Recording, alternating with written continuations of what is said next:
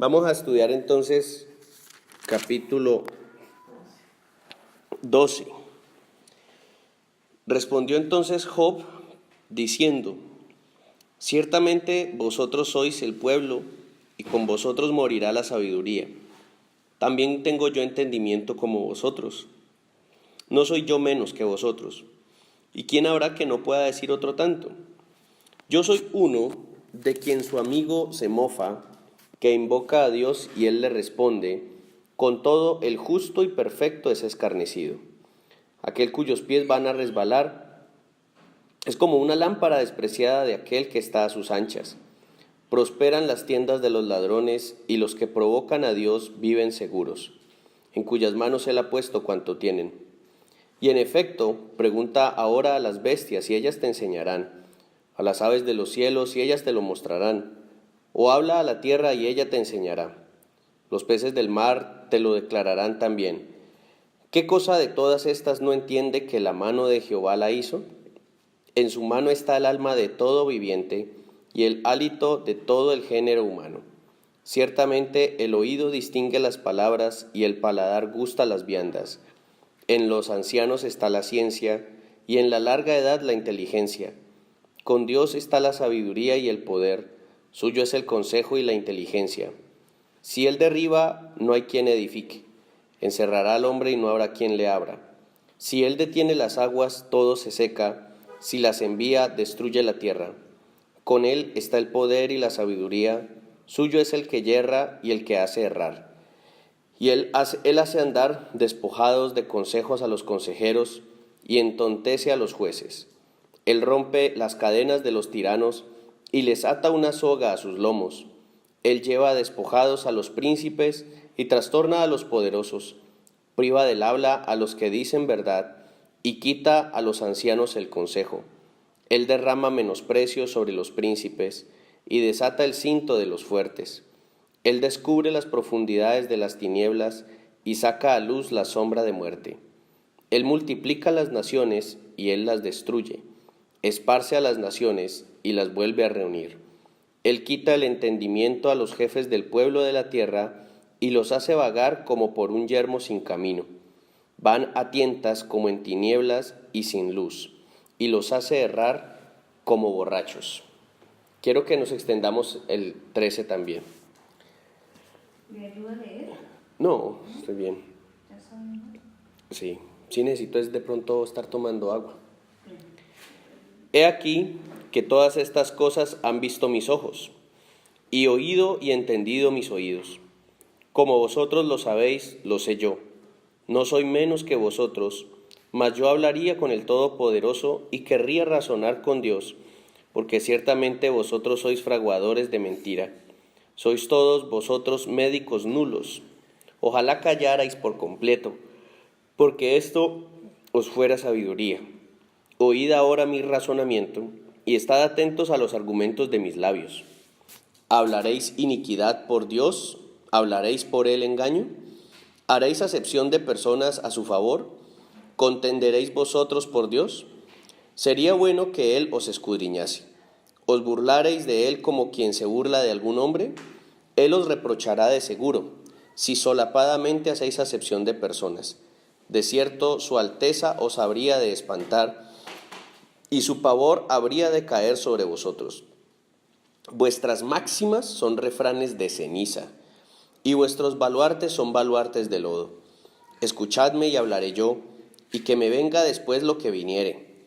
¿Por qué quitaré yo mi carne con mis dientes y tomaré mi vida en mi mano? He aquí, aunque él me matare, en él esperaré. No obstante, defenderé delante de él mis caminos, y él mismo será mi salvación, porque no entrará en su presencia el impío. Oíd con atención mi razonamiento, y mi declaración entre en vuestros oídos. He aquí ahora, si yo expusiere mi causa, sé que seré justificado. ¿Quién es el que contenderá conmigo? Porque si ahora yo callara, moriría. A lo menos dos cosas no hagas conmigo. Entonces no me esconderé de tu rostro. Aparta de mí tu mano, y no me asombre tu terror. Llama luego y yo responderé, o yo hablaré y respóndeme tú. ¿Cuántas iniquidades y pecados tengo yo? Hazme entender mi transgresión y mi pecado. ¿Por qué escondes tu rostro y me cuentas por tu enemigo? A la hoja arrebatada has de quebrantar y a una paja seca has de perseguir. ¿Por qué escribes contra mí amarguras y me haces cargo de los pecados de mi juventud? Pones además mis pies en el cepo y observas todos mis caminos, trazando un límite para las plantas de mis pies, y mi cuerpo se va gastando como de carcoma, como vestido que roe la polilla.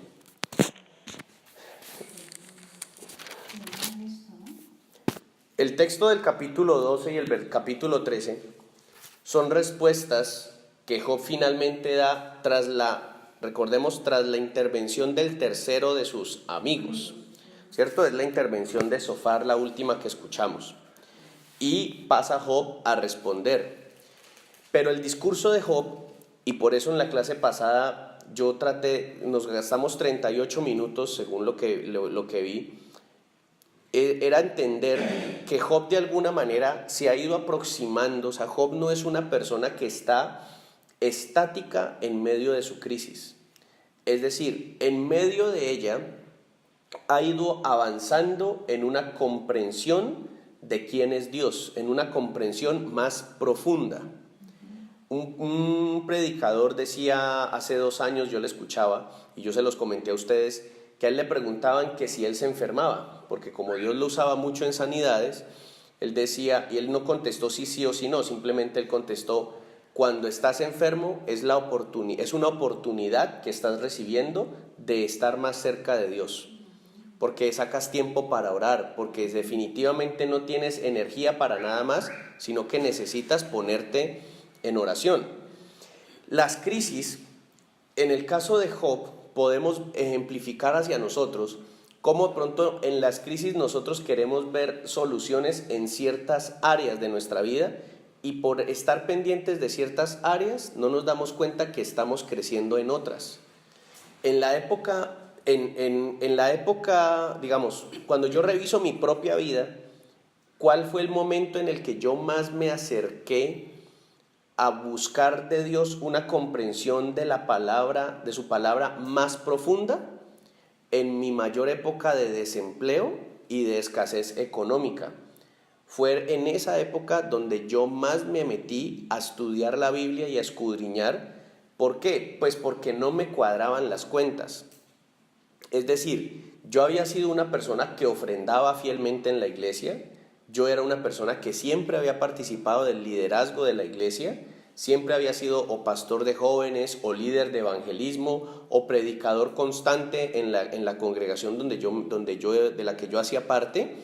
Entonces, cuando me miraban a mí las personas de la misma iglesia en medio de la crisis, las mismas personas, de alguna manera podemos hacer un paralelo con Job, no entendían por qué a mí me tenía que estar pasando la semejante crisis que estábamos viviendo, siendo que yo supuestamente estaba tan pegado de las cosas de Dios. Y por supuesto yo llegué a recibir palabras similares a las de los amigos de Job, palabras en las que me decían: debe ser que usted tiene algún asunto por allí guardado. De hecho, a mí en algún momento, en un momento dado, una persona que me dijo que había sentido en varias ocasiones el deseo de ayudarme financieramente, de aportarme, de sembrar algún mercado en mi familia o algo así, decía que cada vez que iba a ofrendar hacia mí, pasaba algo y el dinero se le descuadraba y no podía ayudarme, y que entonces había sacado la conclusión. Bueno, esa persona de hecho no lo dijo como saqué la conclusión, sino que esa persona, en una posición de aparente autoridad espiritual, me dijo: y el Señor me ha mostrado que es que Él va a maldecir al que trate de ayudarlo a usted, porque como usted no ha confesado su pecado, el que trate de ayudarlo a usted, Dios lo va a castigar. Entonces yo me sentí, aparte de todo, desamparado, porque yo decía, o sea, no solo estoy mal, sino que no puedo recibir ayuda, porque al que le pida ayuda le voy a estar echando un problema encima con Dios, ni más ni menos. Pues bien, cuando nosotros vemos eso, y yo hoy miro el resultado de estos años de trabajo, digamos, definitivamente yo no puedo decir de que estoy en el mismo nivel de ministerio que estaba hace 5 años o hace 7 años, Yo miro, es que justo en esa época donde no tuve otra alternativa más que indagar delante de Dios qué era lo que pasaba, fue cuando más vine a crecer en ese conocimiento. Ahora, si usted me pregunta a mí, ¿qué tan feliz estaba yo de estar escudriñando más la palabra? Yo no estaba feliz, porque es que escudriñar más la palabra no hacía que apareciera comida en la nevera, ni hacía que apareciera la plata de los servicios. Y una madrugada que Caleb, era el único hijo que tenía todavía en ese momento, una madrugada que Caleb ardía en fiebre, leer la palabra no me dio servicio médico.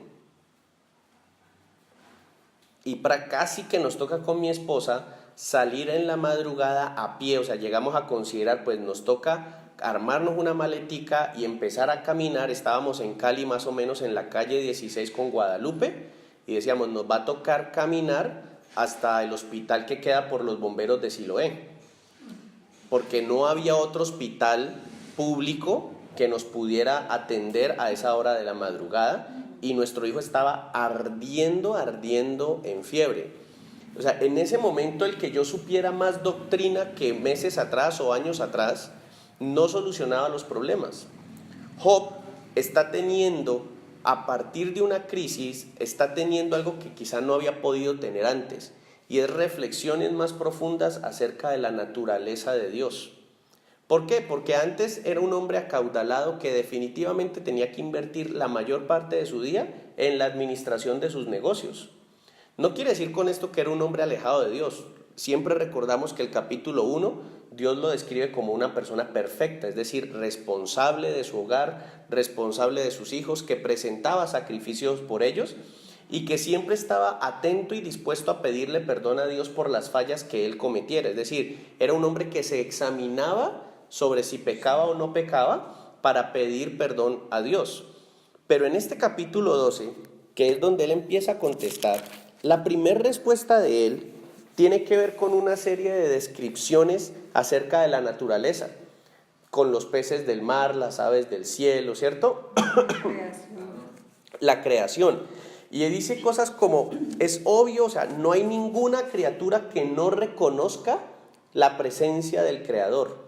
Eso es un hecho maravilloso, como la Biblia, como cuando nosotros cantamos o vemos en los salmos que dice de que la creación alaba el nombre del Señor, las aves cantan por las mañanas al nombre del Señor, como nosotros podemos ver a la luz de la Biblia que en verdad, por revelación, los escritores bíblicos han entendido eso, que efectivamente la creación reconoce la existencia de un creador y le rinden culto a ese Dios. O sea, de una u otra manera buscan estar allí en una armonía natural con Dios. Bien, me viene a la mente esa imagen que siempre me han dicho de que cuando tiembla las vacas buscan la forma de arrodillarse.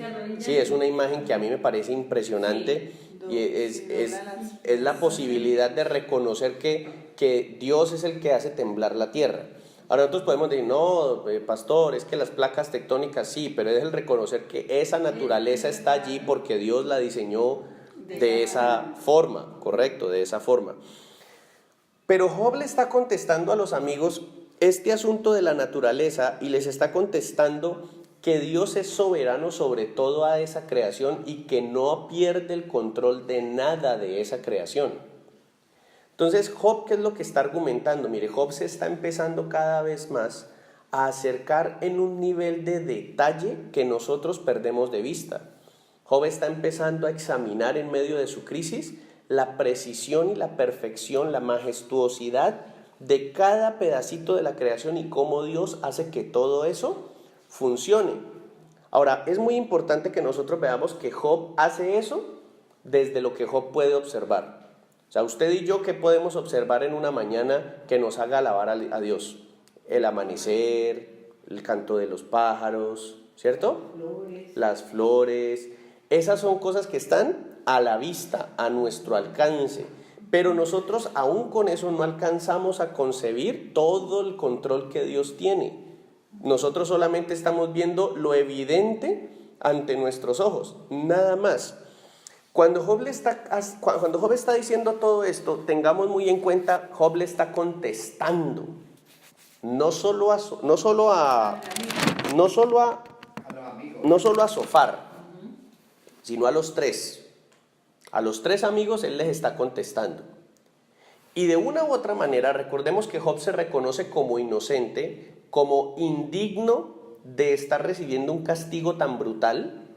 Así que Job, en una u otra forma, les está diciendo, mire, si ustedes se la quieren venir a dar conmigo de jueces y de sabios, sepan que entre ustedes y yo tengo más comprensión que ustedes de quién es Dios y de la naturaleza de Dios.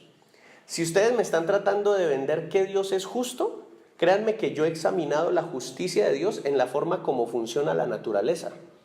Créanme que yo he reflexionado más sobre eso que ustedes, porque ustedes están juzgándome y evaluando la situación desde unas comodidades financieras, desde unas comodidades de salud física que ustedes tienen, pero ustedes no han tenido que examinar su vida a la luz de perderlo todo. Una de las cosas que ocurre cuando se trabaja, como en mi caso, que tengo el privilegio de trabajar en salud mental, una de las cosas que uno ve, y yo se las mencionaba el otro día, es que cuando una persona ha sufrido una depresión clínica importante, cuando sale de la depresión, su perspectiva de la vida suele cambiar, porque aprende a valorar las cosas que realmente importan y de una cantidad de cachivaches se desprende. O sea, las personas dicen, ole, yo vivía pendiente de que si tenía el pantalón de última moda o la camiseta o el celular de última moda, de última tecnología, pero ahora que he pasado por una crisis de verdad me doy cuenta que lo que uno necesita valorar es la familia, los amigos. La gente, por ejemplo, ha tenido que ver con el narcotráfico o con ganancias ilícitas, que dice, antes para mí lo importante era que hubieran comidas de toda abundancia en mi mesa. Ahorita yo me puedo comer un pan con un café en una mesita ahí toda chuequita en mi casa y me sabe más rico que todos los manjares porque es que yo sé que ya nadie me está buscando para matarme. Hemos escuchado ese tipo de historias, ¿cierto? O sea, una cosa son los amigos de Job viniendo a dárselas de que pueden explicar la situación de Job, y otra cosa es Job diciendo, a ver, mijo, cuando ustedes se ubiquen realmente en mis zapatos y sean capaces de, en mis zapatos, no maldecir a Dios, hablamos de quiénes son más sabios. Hablamos de quién tiene derecho a evaluar las cosas. Mire, Job, a mí me encanta este estudio que estamos haciendo porque es que, si ustedes lo revisan, Job nos da un detalle sentimental profundo. ¿Qué es lo que se nos ha enseñado tradicionalmente? Como que el cristiano no puede tener sarcasmo, como que el cristiano no puede tener ironía al hablar, como que el cristiano no tiene derecho a la angustia, no tiene derecho a la tristeza, no tiene derecho a la rabia. ¿Y qué es lo que hemos visto en Job? Todas esas reacciones, gloria a Dios, todas esas reacciones. Y aún así, Dios no lo está juzgando como un pecador por eso. Aun cuando está experimentando angustia, aun cuando ha experimentado desesperanza, aun cuando ha experimentado la mayor de las depresiones, Dios no aparece en ninguna escena juzgándolo por deprimirse, ni juzgándolo por estar en angustia. Y no baja la guardia, amor. No, y Job sigue allí, exacto, y Job sigue allí. Y Ahora, aparte que Job le reclama a Dios. Sí. Ahora, ¿qué es lo que dice Job en medio de todas estas cosas? Job, ¿qué está diciendo? Job les está diciendo a ellos, miren, o sea, ustedes no me pueden juzgar a mí. Juzgan por las apariencias. Correcto. Todo lo que hemos estado estudiando acerca de esa doctrina del merecer, ¿se acuerdan? La semana pasada nos acercamos mucho más a una conclusión. Ahora, ¿qué leímos en el capítulo? Ahora, en el capítulo 2 entonces Job establece una defensa frente a ellos y les dice en una u otra manera, miren, yo conozco a Dios porque yo veo el control que tiene. Sin embargo, si ustedes vieron, parte de lo que Job ha empezado a ver, y eso es vital, aparte de lo que Job ha empezado a ver, que no lo veía en los capítulos anteriores, podemos ver el versículo 6. Prosperan las tiendas de los ladrones y los que provocan a Dios viven seguros, en cuyas manos Él ha puesto cuanto tienen. Y ahí en adelante siguen otros versículos donde Job habla de cómo él ha analizado que gente que es malvada y que se burla de Dios está en una situación de mayor prosperidad que la de él, que sí ha adorado a Dios. Pero, ¿qué es lo que Job dice? Job no dice, ellos han prosperado y son malos. Job dice, a los que Dios les ha dado todo lo que tienen. Es decir, Job reconoce que aunque el impío, digamos el narcotraficante, para hacernos una idea como colombianos, así el narcotraficante tiene lo que tiene, nosotros tenemos que, a la luz de la Biblia, entender, si tiene todo eso, Dios lo ha permitido. Porque también el mismo Job, versículos después, versículo 24, versículo 23, él multiplica las naciones y él las destruye. Esparce a las naciones y las vuelve a reunir. Él quita el entendimiento a los jefes del pueblo de la tierra y los hace vagar como por un yermo sin camino. Van a tientas como en tinieblas y sin luz y los hace errar como borrachos. En otras palabras, Job dice, mire, he estado notando que hay gente impía que está en bendición. Y aunque no reconozcan que todo eso es porque Dios se los ha permitido, yo sí veo que si lo tienen es porque Dios tiene control de eso. Porque si tiene control de cuándo sale el sol y cuándo se oculta, si tiene el control de cuándo la lluvia y cuándo la sequía, es imposible que no tenga el control también de cuándo se enriquecen los malos y cuándo se empobrecen. Yo creo que es una lección que Dios permite que cada ser humano la aprenda. Exacto. Job, por eso les digo, Job, si miramos, esto es un entendimiento que Job no tiene capítulos atrás. Porque Job capítulos atrás, al igual que sus amigos, vivía confiado en que Dios le da a cada quien lo que se merece. Y yo no me merezco iniquidad, yo no me merezco castigo porque yo he hecho las cosas bien, así que a mí no me va a ir mal. Pero en este momento Job está empezando a reconocer, no, si yo creo que yo soy justo, que yo no he hecho lo malo, y aún me está pasando esto, eso explica en parte por qué gente que es malvada yo la he visto prosperar. Es decir, aunque todavía no entiendo muy bien cómo Dios hace esto, pero me estoy empezando a dar cuenta que no todo es porque alguien se lo merezca o no se lo merezca, sino que Dios tiene unos planes más profundos que se salen de mi entendimiento. Entonces, por alguna razón, Dios le ha dado riqueza al impío y aún al que se burla de él, le ha permitido adquirir riqueza.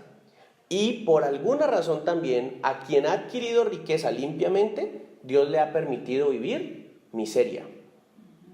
Ahora, él, repito, aún no entiende a plenitud. Está empezando como a pellizcar. Por eso es un viaje de varios capítulos el que tenemos para ir explorando cómo Job va creciendo. Por eso les decía ahorita, es importante que nosotros examinemos qué situaciones de crisis estamos viviendo en nuestra vida y darnos cuenta de que aunque podamos tener un aspecto en el que digamos esto no, tengo crisis económica y la oración no llena mi nevera, yo no debo salir de ninguna crisis igual que como entré. Toda crisis va a ser una oportunidad que Dios va a estar colocando, ¿para qué? Para que haya crecimiento. Para que haya crecimiento. ¿Amén? Ahora, en el capítulo 13, amén, en el capítulo 13, vamos a ver que Job hace dos cambios. Número 1, se dirige con mayor fuerza y con sarcasmo, con cierta ironía tal vez, a sus amigos, pero también ora a Dios. Él dice, respecto a todas esas cosas de la naturaleza y los impíos, empieza diciendo, he aquí todas estas cosas han visto mis ojos y oído y entendido mis oídos. Ahora miren lo que empieza a decirles en el versículo 2. Como vosotros lo sabéis, lo sé yo. No soy menos que vosotros, con la diferencia de que yo hablaría con el Todopoderoso y querría razonar con Dios. Lo estoy parafraseando a partir del texto que está allí, ¿amén? Porque ciertamente, y por un momento tratemos de imaginarnos una obra de teatro.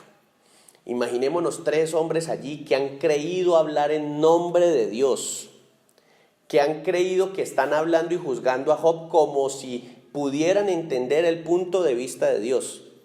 y un hombre desarrapado y en una enfermedad terrible les está contestando: yo hablaría con el Todopoderoso y querría razonar con él, porque ciertamente ustedes son elaboradores de mentiras y son como médicos nulos. Ojalá se callaran por completo, porque eso sí sería sabio. O sea, si ustedes quieren ser sabios, yo les recomendaría, lo más sabio que deberían haber hecho en este tiempo, quedarse callados.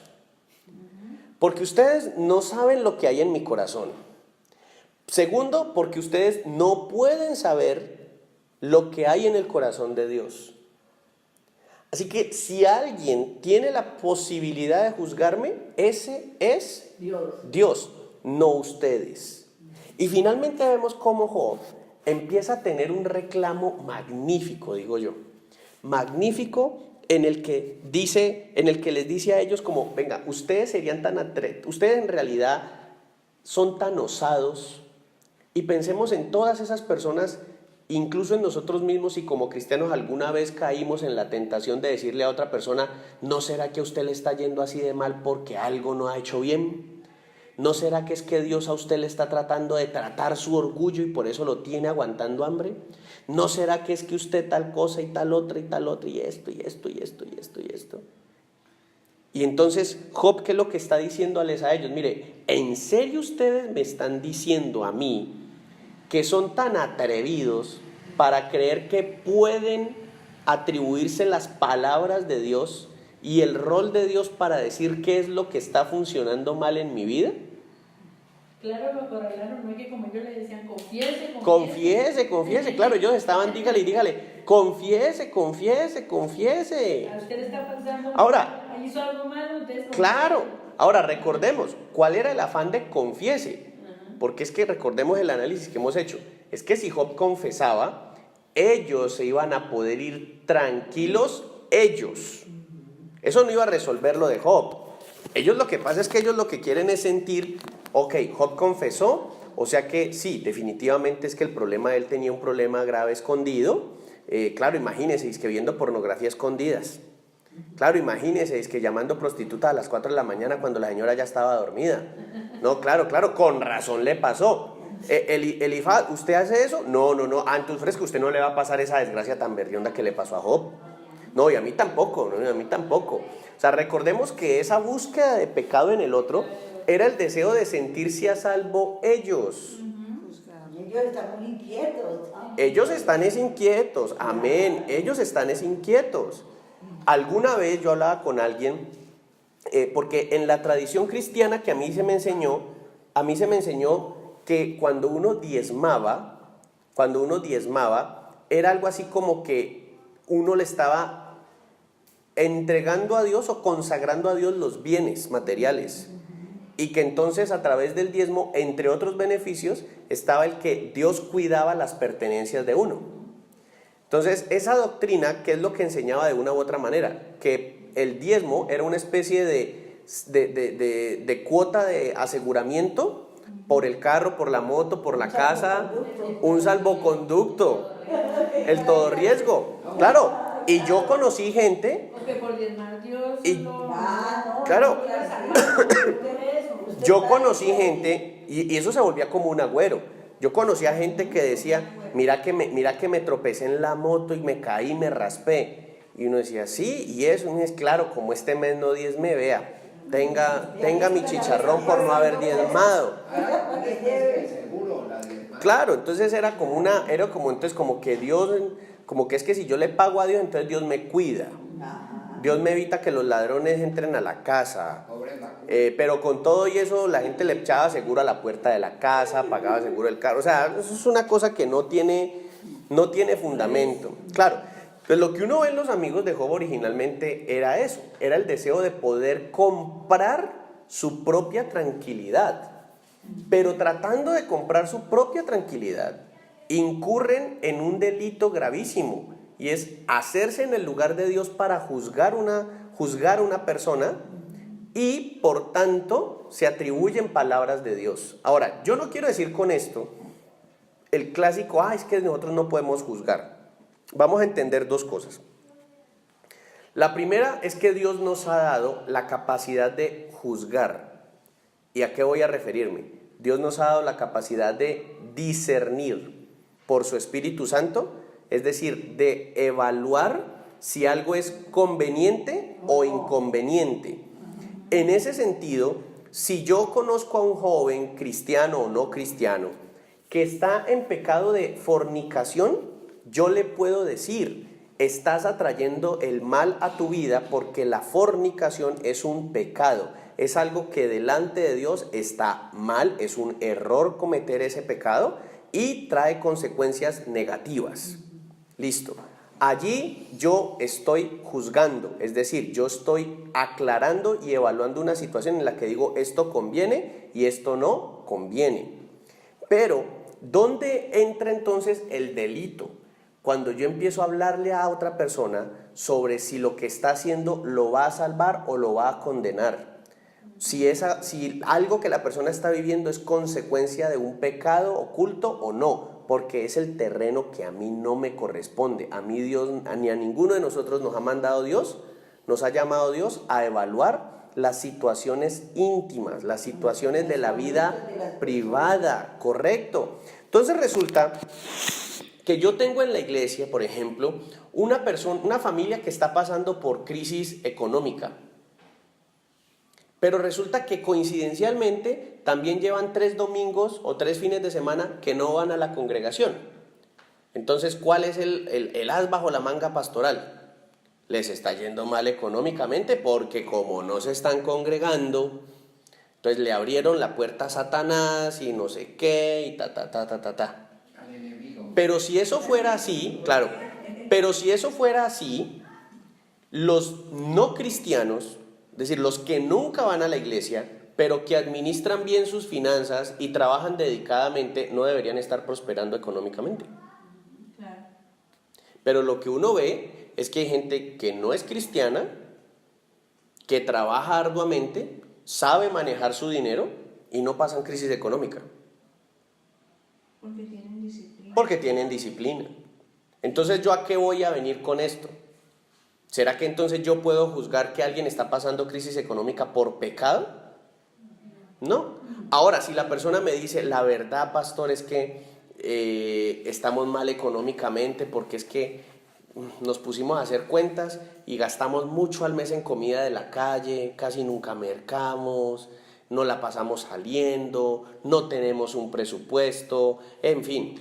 A eso yo sí podría decirle, están incurriendo en pecado. ¿Por qué? Porque a la luz de la Biblia hay un pecado que es cuando yo soy mal administrador de lo que Dios me ha concedido. Si yo soy un mal administrador, tengo consecuencias de eso. Ahora, ¿las consecuencias son que Dios me maldice? No, es que Dios en su palabra dice que si trabajas arduamente y administras bien, eres prosperado. Pero que si no ahorras en época de vacas gordas, pues cuando lleguen las flacas, ahí sí que es cierto que te va a ir mal. Amén. Entonces mire que lo que hacen los amigos de Job es una cosa supremamente atrevida y es una cosa a la que está en la Biblia registrada justamente es para que todos nos demos cuenta el grave error que es nosotros también ponernos a juzgar la situación de otra persona. ¿Qué dices? Que lo tienen oprimido, pues ahí con tanta cosa. Claro.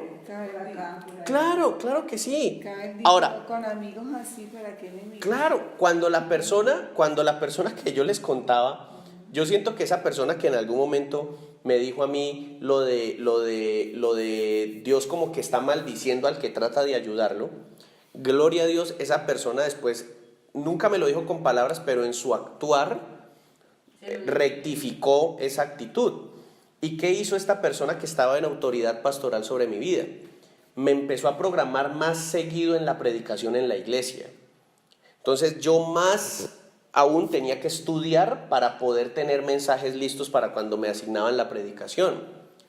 Y en la iglesia donde yo me congregaba se acostumbraba a darle una ofrenda financiera al que predicaba. Entonces cada vez que me programaban a mí a predicar, al final de la predicación me daban 20,000 pesos o a veces cuando las ofrendas de ese día habían estado mejores, me daban 50,000 pesos. Eran 20,000 o 50,000 pesos que en ese momento para mí eran de muchísima, pero muchísima bendición. Y cuando en algún momento a esa persona, alguien de otra congregación le dijo, es que estoy necesitando a alguien que venga y predique en una semana de acción de gracias que vamos a hacer, esta persona en autoridad de una dijo, le tengo una persona que está predicando aquí, uno de mis líderes, Dios le está dando unas predicaciones muy bonitas, de pronto le puede gustar. Y entonces me recomendó y fui, y en ese lugar naturalmente también tenían la costumbre y me dieron una ofrenda al final. Ahora, cuando yo regresé a mi casa esa vez de esta invitación, me llamó esta persona en autoridad y me dijo, ¿cómo le fue en esa iglesia? Y yo le dije, me fue muy bien, la pasé muy bien, me sentí muy respaldado por Dios, sentí un ambiente muy bonito, la gente fue muy agradecida también. Y al final me dice, ¿y me lo bendijeron? Y yo dije, ¿me está preguntando que si me dieron alguna ofrenda? Y me dijo, sí. Yo le dije, sí, me dieron una ofrenda. Y me dijo, bueno, eso es lo que yo quería escuchar.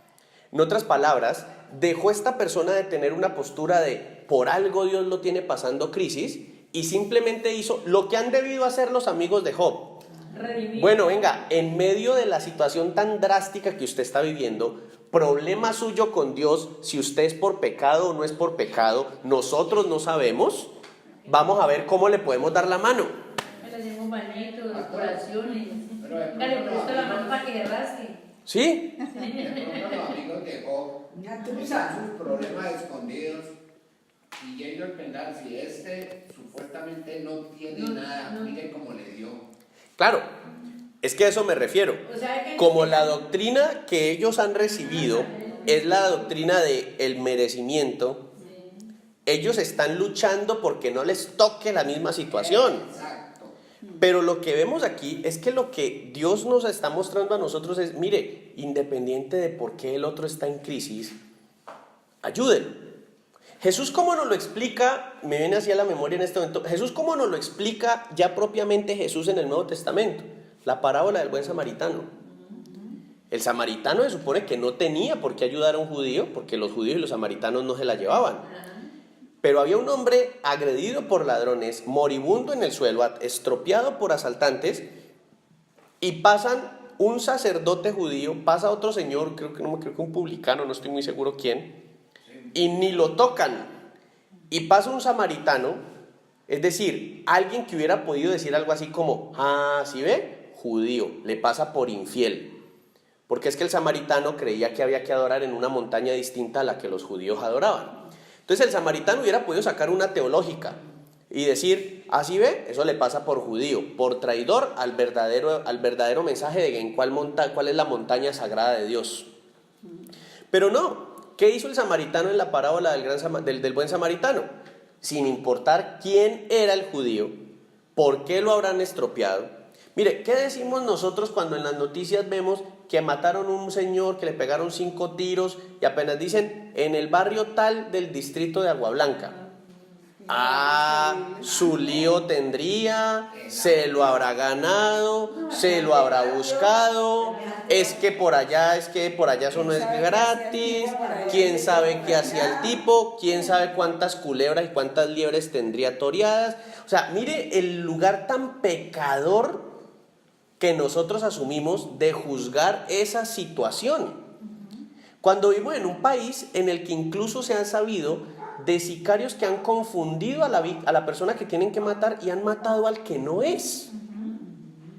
Y nosotros somos tan atrevidos de tomar el lugar de Dios y decir, ese lo mataron porque se lo ganaba. Pues dijeron, ¿y cuántos tiros le pegaron? 1. ¿Quién sabe qué habrá sido? Pero le pegaron 28. Pero algo tiene que haber hecho, porque 28 tiros, nosotros no sabemos. No, porque una persona encolerizada le dio y le dio y le dio. ¡Claro! Y este no era. No, exacto. Los crímenes pasionales que vemos en las noticias, ¿cómo son? ¿Cuántas puñaladas le mete un marido a una mujer porque está decepcionado, porque la mujer dice, lo voy a dejar, ya me cansé, y ese hombre se encoleriza y pierde y no tiene idea de cómo va a ser su vida solo, entonces coge a esa mujer y la mata y le 54, 80 puñaladas? Claro, y no, claro. Entonces, no, pero, o sea, lo que quiero decir es que miren la facilidad con la que nosotros juzgamos, y lo que Jesús dice en el Nuevo Testamento básicamente es: ve, a usted no le importa ni quién, ni cómo, ni por qué. Más, Jesús dice cosas como: si alguien le dice que lo acompañe 1 milla, acompáñelo 2.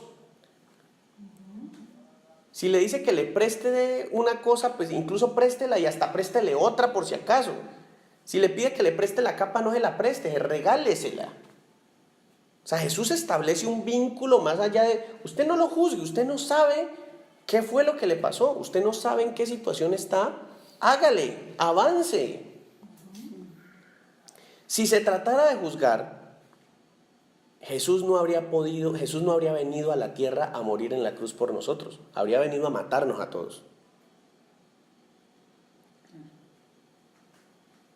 Sí, merecemos.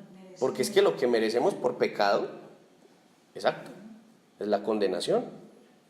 Pero Él no vino a juzgar. Lo están abofeteando y lo están escupiendo y está en la cruz y está mirando a una gente y dice: perdónalos porque no saben lo que hacen. O sea, si ellos supieran quién soy, no estarían haciendo lo que están haciendo. Entonces mire que Job finalmente les está diciendo a ellos, de parte de Dios, digo yo, en un nuevo entendimiento, en un nuevo nivel de entendimiento que está empezando a adquirir Job, les está diciendo: miren, ustedes no se pongan en esas, que lo más sabio que ustedes deberían haber hecho es quedarse callados. Como los primeros días estuvieron callados, así han debido quedarse.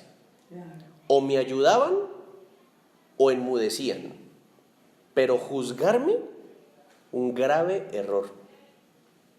Porque ustedes no están en mi corazón, y cuando yo les digo a ustedes que yo sé que yo no he cometido un pecado como para esto, yo lo estoy diciendo en serio. Y si ustedes pudieran ver mi corazón, ustedes no lo saben. Él los puso a temblar. Claro, y ese es el asunto. Mire, yo doy este ejemplo porque es un ejemplo drástico, pero es que es el asunto. Dios ve el corazón, yo no. También me decían algo así como... A mí alguien alguna vez me dijo el clásico, es que a uno le ponen unos ejemplos bien extremos. O sea que si Garavito se arrepintió de corazón, ¿Dios lo salva? La palabra me dice que sí. Entonces la persona de una bien cizañosa le dice a uno: ¿o sea que usted lo dejaría cuidando a sus hijos? Yo digo: no. O sea, yo no soy Dios, pero yo definitivamente no voy a juzgar al tipo de abusador. Si él me dice que se arrepintió, pues yo le voy a decir: pues gloria a Dios si usted se arrepintió. O sea, entre usted y Dios está la sinceridad que usted tenga. Bueno, señor Riaño, entonces yo me arrepentí, déjeme, yo cuido a sus hijos. No, hermano, Dios ve su corazón, yo no. Claro.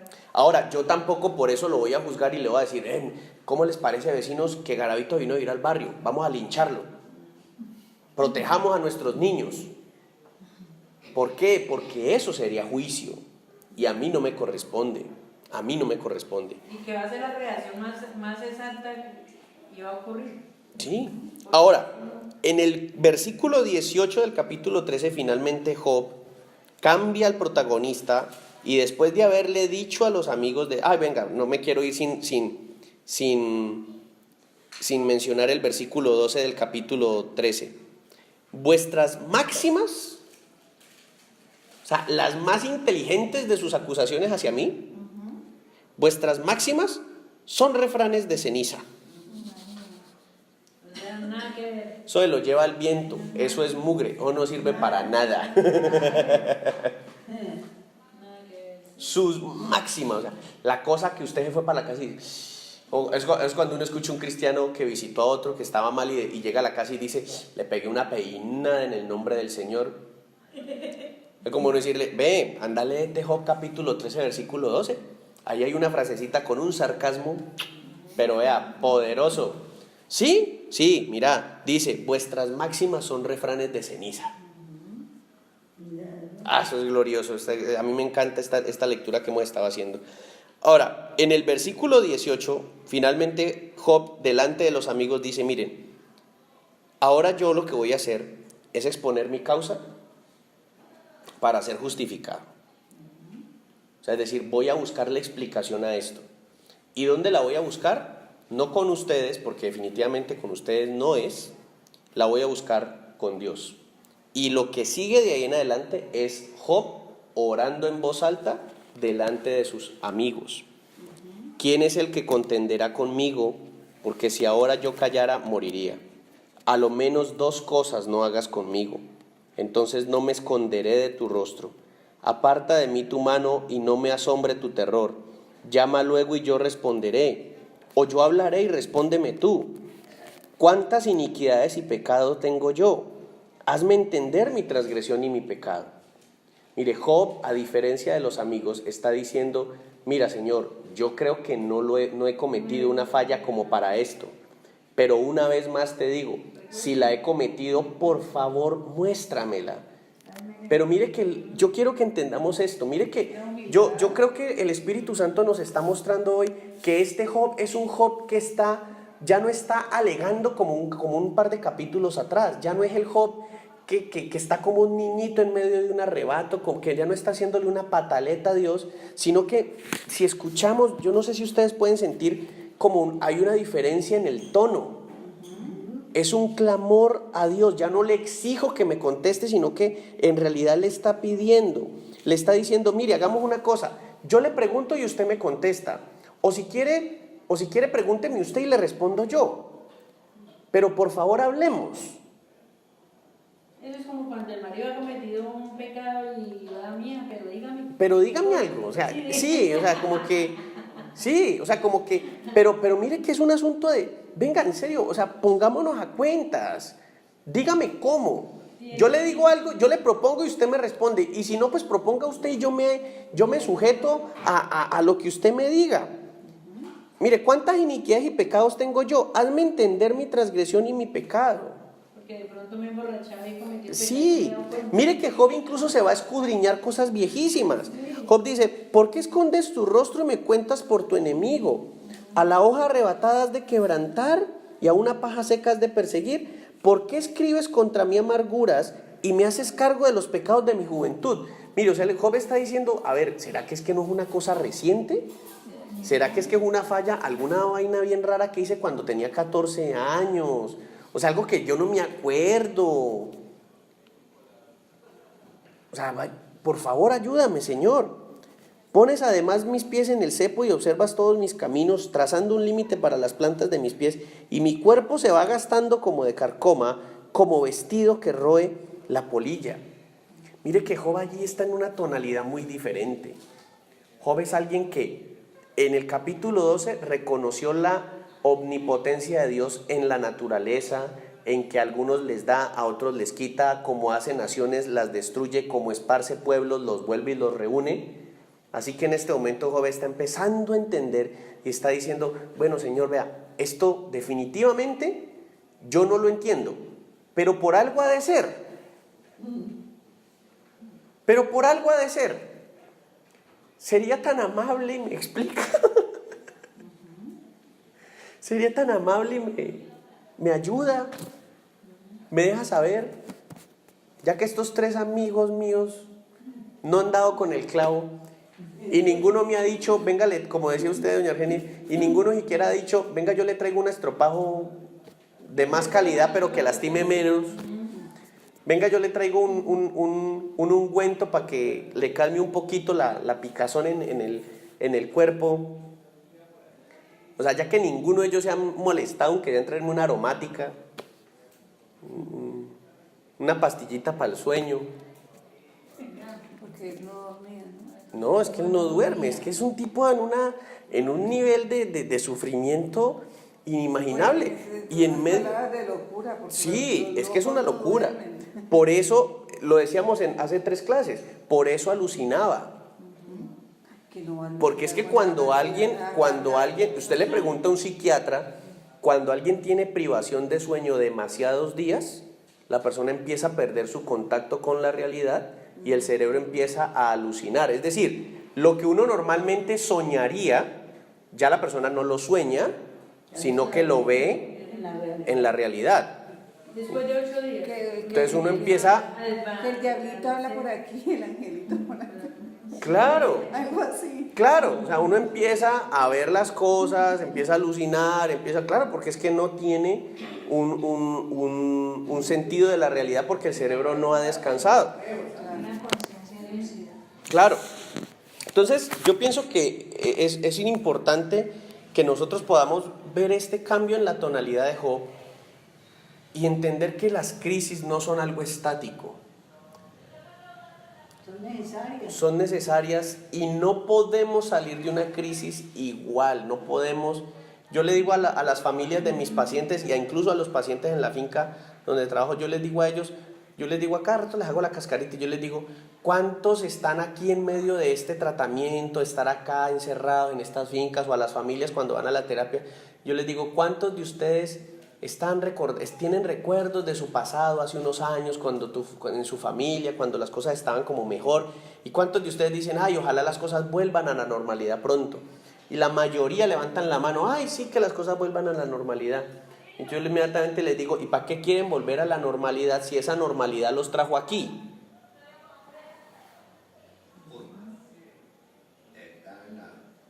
Entonces llegan y quedan así, pero es que doctor, esto es que estamos en una crisis familiar. Correcto, están en una crisis, lo que significa que pasada la crisis tienen que ser una mejor familia que la que eran antes.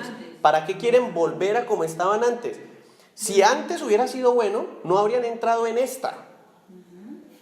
No, pero yo me imagino que cuando uno dice volver a la normalidad es a no tener problemas y vivir una vida Nueva y mejorada. Créame cuando le digo que cuando la gente habla de volver a la normalidad, siempre está evocando algún momento en su pasado donde creyó que las cosas estaban bien como estaban. Y no era así. Es un error. Por ejemplo, en el caso de las familias donde hay adictos, a veces recuerdan las familias cosas como ay, ojalá que volvamos. Por ejemplo, yo tengo una familia que dice quieren que el hijo salga adelante, que se rehabilite, que no meta más drogas, etcétera, etcétera.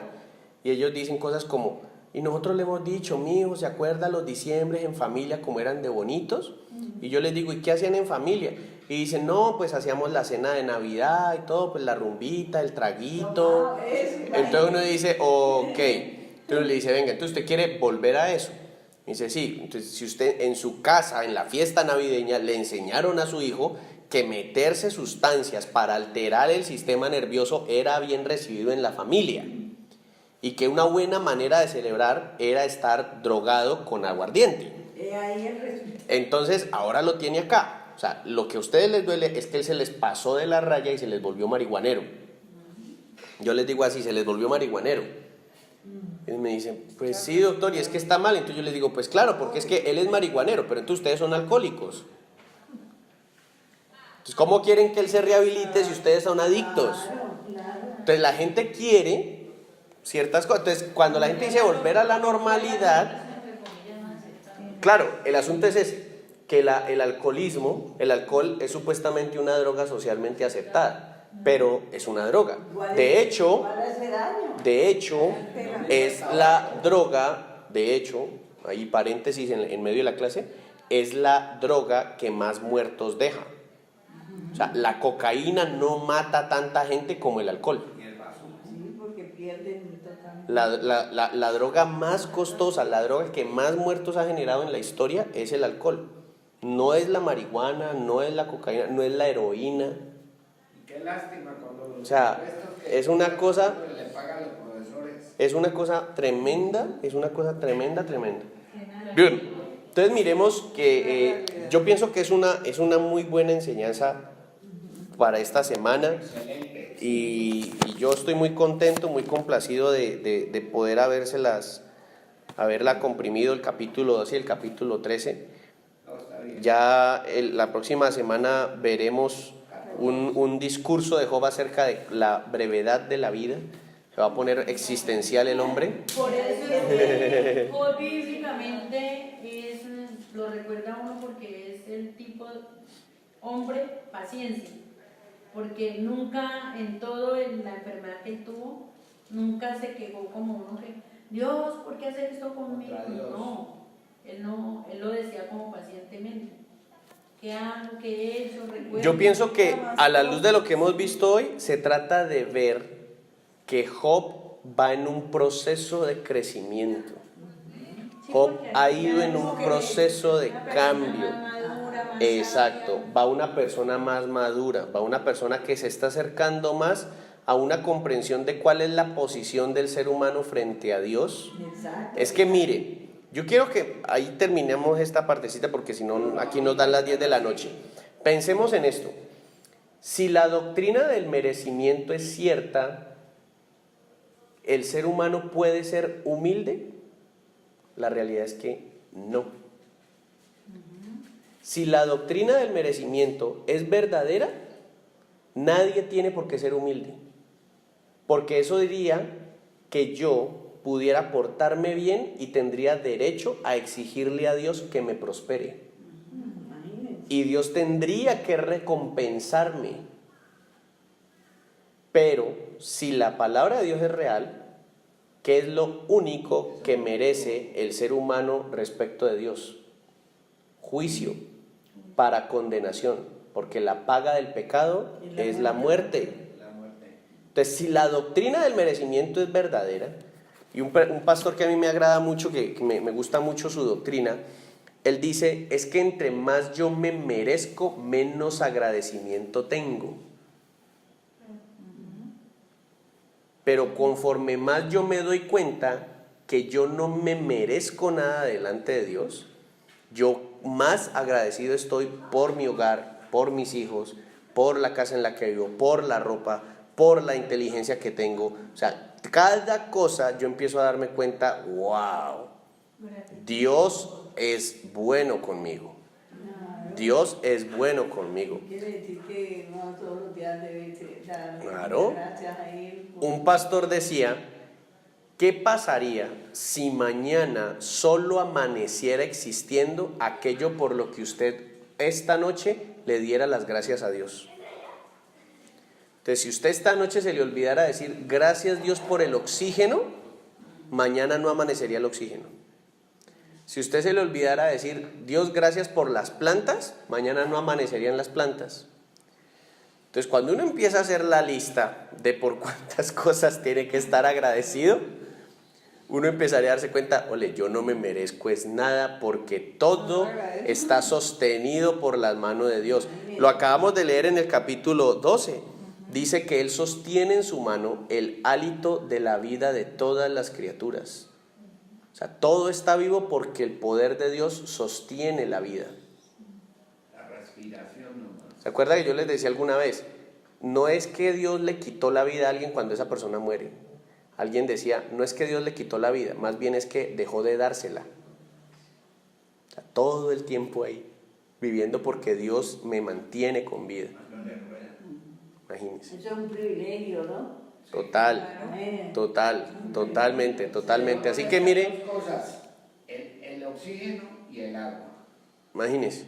Nada más con esas dos que uno no agradezca ya pierde. Bien, yo creo que podríamos extendernos mucho, pero entonces quiero más bien que cada uno de ustedes pueda reflexionar esto delante de Dios, en su oración personal, que los que toman notas puedan escribir al respecto. Yo pienso que cada semana estamos concluyendo cosas valiosas, cosas que nos deben elevar nuestro sentido de la humildad delante de Dios, nuestro sentido de lo que es humillarnos delante de Dios. Amén. Vamos deseando cada vez más estar siempre en su presencia, Amén. con Él, porque Sí, yo la verdad a mí me mueve mucho cada que yo les enseño. mi hermano vamos Sí, a mí me sorprende porque yo digo, Dios, esto ha estado aquí todo el tiempo y yo no lo había visto y ahora me permites verlo y me permites enseñarlo. Es como, a mí me parece una cosa sobrenatural y absolutamente inmerecida. Yo digo, a Dios le place que yo haga esto, me parece una cosa impresionante. Claro. Impresionante. el conocimiento de Dios, que no termina uno nunca. Sí. ¿no? de conocer, Ahora, de mire que lo que yo siento al respecto, en este momento, hacia donde yo siento que Dios me dirige a mí de manera personal, por ejemplo, los digo a ustedes, yo creía que era que uno descubría a Dios a través de escudriñar las Escrituras. Lo que me he dado cuenta a través de la Biblia es que cuando uno escudriña la palabra y encuentra más de Dios, no es por escudriñarlas, sino porque Dios decide dejarse conocer. Mostrarse. Sí, exacto, Él decide revelarse. Por eso hay gente que lee la Biblia y no la entiende y no encuentra nada. Pero cuando yo la leo y veo que Dios me permite verlo a Él allí, yo digo, es que Él está diciendo, te quiero que tú me conozcas. Pero entonces es de Él, no es mío. No es que yo porque, entonces, ay, ¿y usted por qué sabe todo eso? No, lo que pasa es que a mí me ha gustado mucho estudiar y he sido gomoso de la escritura y a mí siempre me ha gustado y yo siempre he sido ratón de biblioteca. Y soy el iluminado del mundo. Así, soy el supermaestro. No, el asunto es que ahí uno podría decir, es que Dios, uno podría decir, es que Dios, no, mire, ahí uno podría decir, es que Dios me ha cautivado, es que Dios me ha conquistado, es que Dios todo el tiempo me llama a que me dice, venga que quiero que usted me conozca más. Es como que, ok, bueno, si Él quiere que, ok, yo me le pego. Claro. Yo me le pego. Sí, Yo me le pego. Amén. sí, amén. Oremos por favor que de verdad. Amado Señor, gracias. Gracias por lo que tú nos estás dando. Dios, es impresionante, es maravilloso. Gracias por la forma como nos estás permitiendo entender. Gracias porque esto no es el resultado del mucho estudio, sino el resultado de que en tu misericordia tú te muestras hacia nosotros, tus criaturas, Señor, y gracias por eso. Gracias, Dios, por las personas que puedan estar siendo alcanzadas a través de estos tiempos que tenemos aquí, Señor, y gracias por estos amigos, por estos hermanos. Gracias por la bendición que la vida de Job sigue siendo para nosotros siglos y siglos después de su existencia y su paso en esta tierra, Señor. Te damos gracias por él. Te damos gracias allá donde está contigo, Señor. Síguelo bendiciendo, por favor, porque lo que colocaste en él sigue siendo de edificación para nosotros acá. Gracias en el nombre de Jesús. Te damos gracias y te adoramos. Amén.